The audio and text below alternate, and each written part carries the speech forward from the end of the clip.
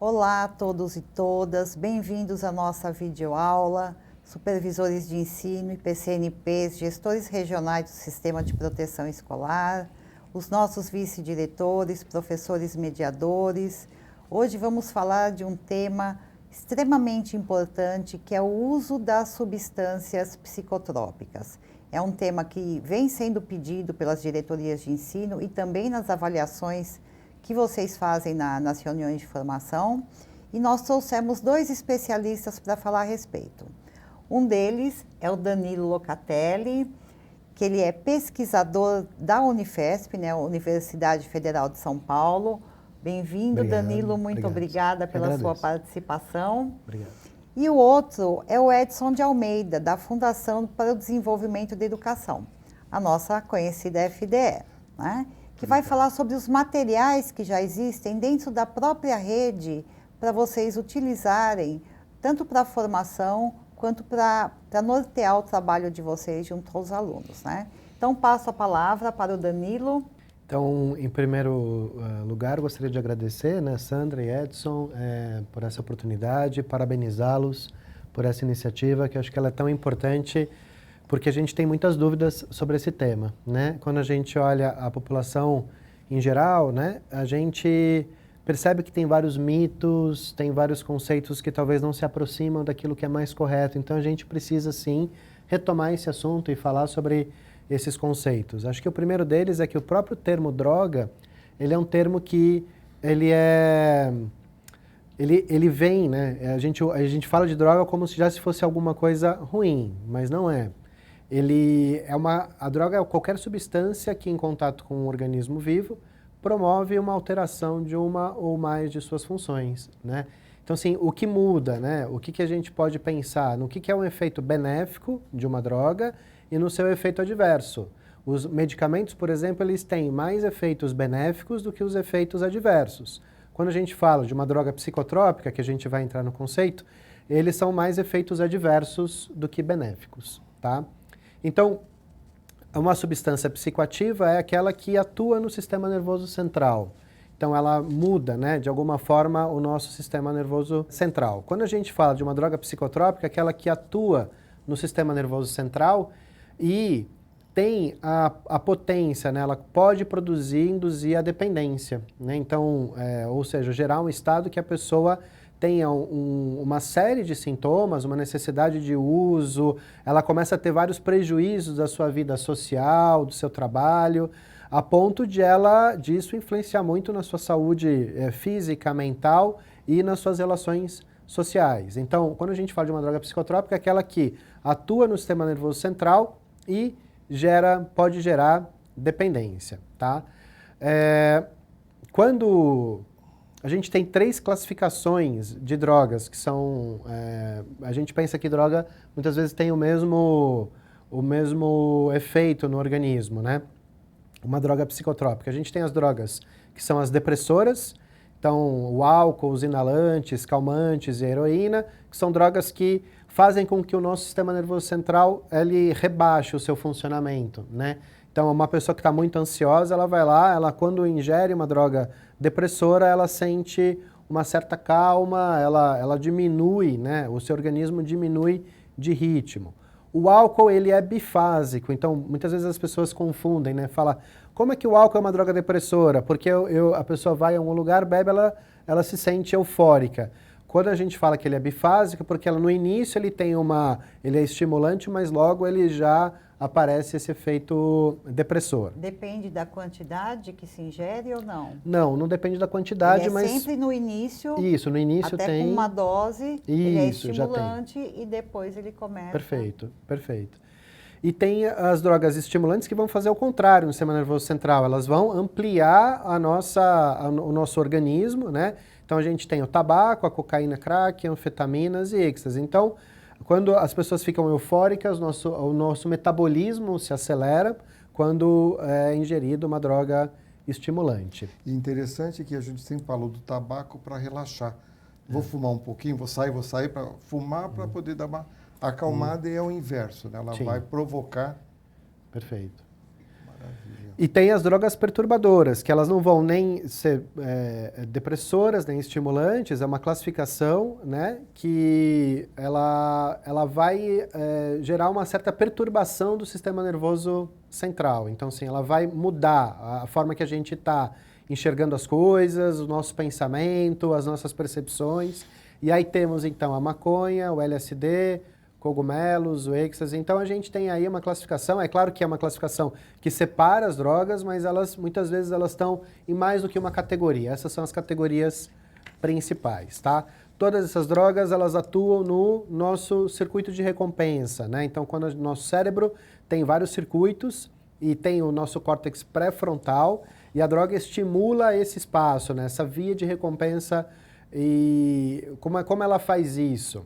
Ela libera dopamina, né? Ela auxilia na liberação de dopamina, um neurotransmissor, que é um organismo, uma substância, né, dentro do nosso cérebro que dá prazer, faz a gente sentir prazer. Então, essa via de recompensa é a mesma que a gente sente, que é estimulada, quando, por exemplo, a gente se alimenta, depois de a gente sentir muita fome, né? Então, a gente sente prazer, ou o ato sexual também estimula essa região. Então, como a droga atua nesse sistema, ela gera prazer. A gente tem que falar sobre isso, né? Uhum. Então, assim, ela tem esse efeito de uma sensação de bem-estar que a pessoa acaba sentindo. Então, acho que é por isso que ela também, como atua nessa região, é que ela tem o potencial de causar dependência. Agora, quando a gente olha, né? Então, assim, o uso de droga aparece em vários momentos na nossa sociedade, em vários contextos, né, que são contextos diferentes. A gente tem o contexto recreativo, com festas, baladas, churrascos, fluxos e outras coisas, onde a droga está ali, né? Então as pessoas muitas vezes usam para ficar mais desinibidas e ter um contato social, se aproximar das pessoas. Um contexto religioso que aparece em rituais, por exemplo, tem em alguns... Ayahuasca, né? Ayahuasca, alguns povos andinos usam, inclusive, a coca, cogumelo e outras substâncias. Tem um contexto de uso estético, né? Assim, quando a gente tinha mais presente ainda as anfetaminas, as pessoas tomavam, como acelerava o metabolismo, as pessoas perdiam peso com mais rapidez. A automedicação, que é para compensar uma sensação que nós estamos tendo. Então, por exemplo, chego do trabalho bastante estressado, muito ansioso, eu vou lá e eu tomo uma cerveja e eu me acalmo, porque como ela é depressora, ela faz com que eu rebaixe meu sistema nervoso e alivie. Então, a automedicação ela vem para contrabalancear um pouco essa nossa sensação, né? E a situação de rua, né? Quando a gente fala de situação de rua, é um contexto que acho que hoje no Brasil, acho que a gente tem aí um problema seríssimo, né? Que passa ano, entra ano, a gente não consegue fazer um enfrentamento devido à questão de situação de rua e muitas vezes esse uso acontece para as pessoas lidarem com esse contexto que é muito difícil. O mínimo de prazer dentro de uma situação bastante complicada. E né? o pior é que isso está aumentando, né? Nos últimos tempos a gente vê que a quantidade de pessoas na rua vem aumentando. E aí eu acho que é interessante, né, Sandra, quando você fala isso, porque a gente tem exatamente o uso de droga dentro de uma tríade, né? A gente mostrou lá o sistema nervoso, a gente mostrou o cérebro. Então, assim, a droga faz um efeito no indivíduo, mas esse indivíduo vive numa sociedade, né?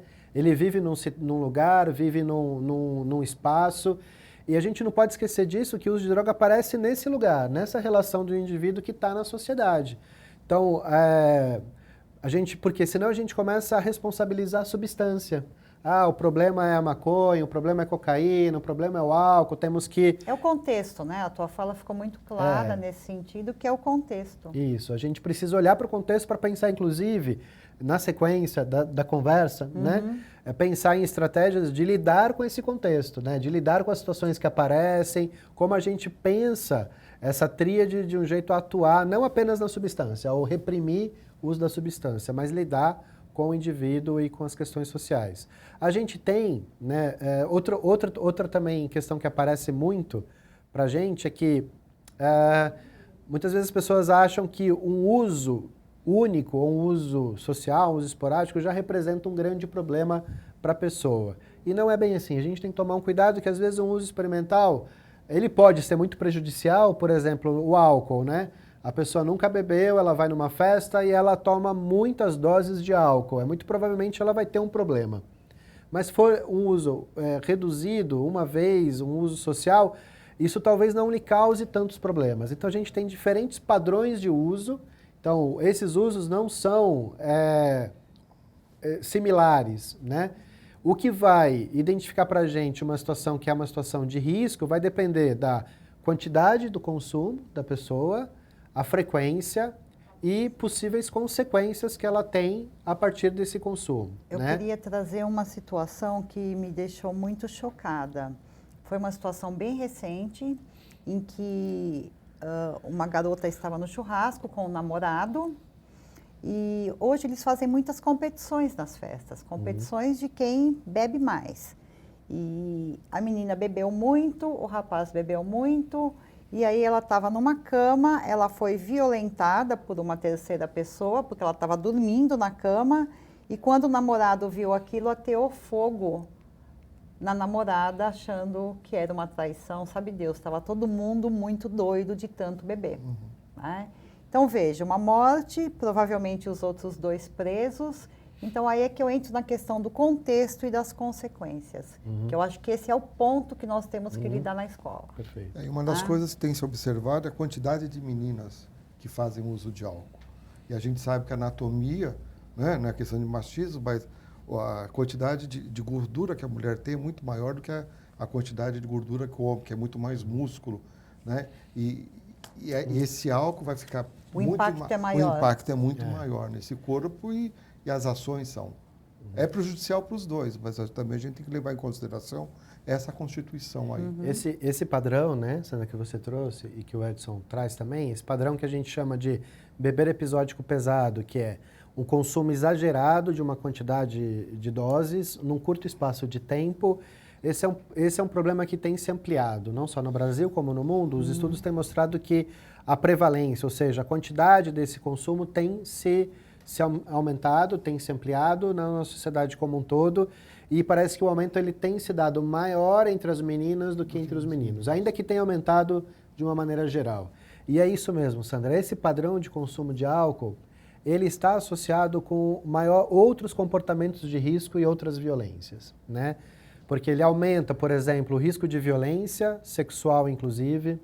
Ele aumenta o risco de gravidez indesejada, sexo sem proteção, né? Temos visto inúmeros casos. Inúmeros casos. Então, assim, a gente tem aí hoje vários indícios científicos de que esse é um comportamento que tem gerado muitos problemas associados ao próprio consumo. E a gente sabe também que essa faixa etária, né? Então, assim, a gente tem uma idade de primeiro uso do álcool de uns 12 anos, aproximadamente, né, em média. Ele vai se ampliando, baixo, né? Que é muito baixo, muito baixo. E aí ele vai se ampliando a faixa etária que tem um consumo problemático em relação a essa quantidade de doses, começa ali no ensino médio, vai para a universidade onde existe um aumento significativo, né? Então, realmente, acho que se a gente tiver que fazer algumas opções de olhares, a gente tem que olhar especificamente para esse comportamento, para esse padrão e para esse contexto em especial. Em especial também para o consumo de álcool, porque a tua fala me deixa claro que o foco hoje é o consumo de álcool. É para isso que nós temos que olhar. Isso. E o álcool é aceito socialmente, né? Em todos os momentos você acaba elegendo álcool. Ou seja, é uma droga lícita. É uma droga lícita e está lá, desde a comemoração até no momento de tristeza, né? Ele perpassa aí todos os espaços das pessoas. E é fácil de você comprar em qualquer espaço. Você falou, acho que assim, como o álcool está inserido dentro da nossa sociedade, né? A gente tem aí, eu não me canso, eu lembro de uma história que o pessoal falava, não sei como é que isso é disseminado hoje, né? Que quando a mãe tinha algum problema, o filho estava muito ansioso, ela tinha um problema em relação ao leite, né? Então, o bebê não parava de chorar e tal, tinha que tomar cerveja preta, né? Para poder acalmar o bebê. E aí isso se tornou uma fala comum É um na mito, sociedade. né? E tem uma lógica, porque assim, como o álcool ele é depressor, a mãe pela corrente sanguínea está transmitindo o quê? O álcool para o próprio bebê. Então ele vai acalmar. Só que ela está, dentro desse próprio gesto, transmitindo álcool através da amamentação para o bebê. Então, assim, é tão inserido que você vê que isso não é visto como um problema. Ainda hoje a gente tem uma sociedade que culturalmente não identifica o álcool como algo que precisa ser abordado, né? Então ele é aceito, ele hoje ainda tem aí várias propagandas de bebidas alcoólicas ainda aceitas legalmente, com vários artistas. Então a nossa cultura, diferentemente do que a gente vê com o tabaco, a nossa cultura ainda não É permissiva em relação ainda ao é permissiva, ainda não consumo de álcool. lida com o álcool como talvez poderia. Você, como alguns dados para a gente pensar sobre como o álcool realmente ele precisa ser olhado, a nossa prevalência de uso é maior, né, entre estudantes de álcool do que qualquer outra substância, né? E eu acho que, assim, problemas, por exemplo, como a maconha, né, entre estudantes, se a gente pega o uso na vida, ou seja, pessoas que experimentaram pelo menos uma única vez de maconha ao longo da vida, não necessariamente que tenham consumido mais, mas uma única vez, a gente chega no índice de 5,7%, né? Então a gente tem aí um índice que a gente tem como na sociedade imagina que ele é uma prevalência maior do que de fato é, né? Então assim, quando a gente olha o nosso problema mesmo é o álcool. E o crack as pessoas falam, o crack falam muito, mas a gente pega uma prevalência entre estudantes, ela é bastante baixa. Comparando inclusive com outros países, né, europeus e latino-americanos, o nosso consumo de crack para a população estudantil, ela é baixa, ela não é alta, tá? Então, acho que o que eu tinha para falar, assim, acho que ficou bom essa troca, essa conversa, porque são acho que informações fundamentais e básicas para a gente poder iniciar um debate, né?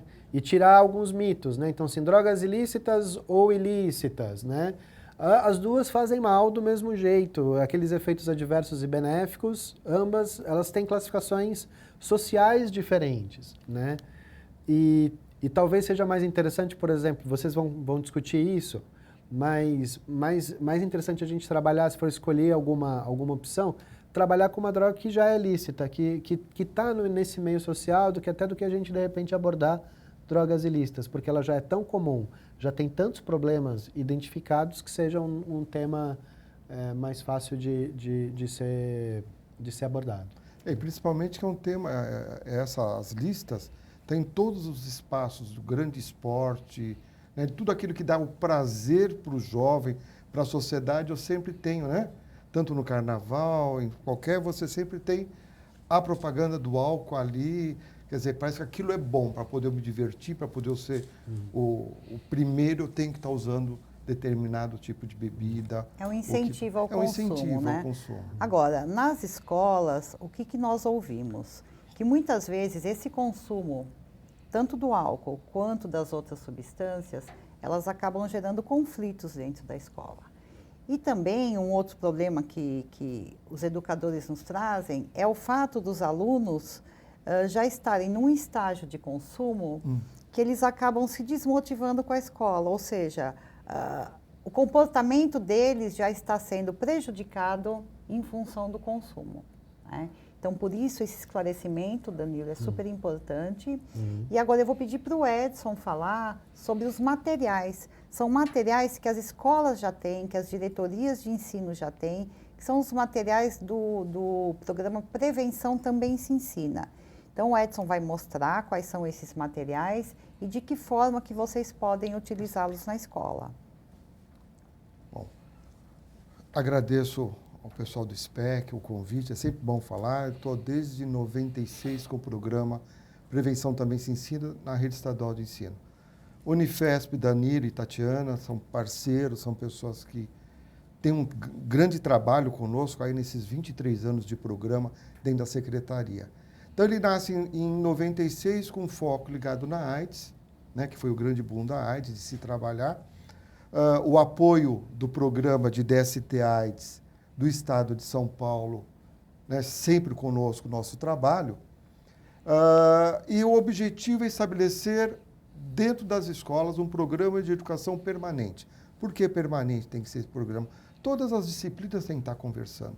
Vamos falar sobre álcool, vamos falar sobre gravidez na adolescência, vamos falar sobre sexualidade, vamos falar sobre IST, né? Infecção sexualmente transmissíveis.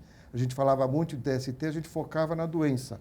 Mas agora vamos falar da infecção. O que é essa infecção? Né? A gravidez, o uso de álcool, tabaco e outras drogas, o respeito à diversidade sexual, né? Que também é um contexto que as escolas.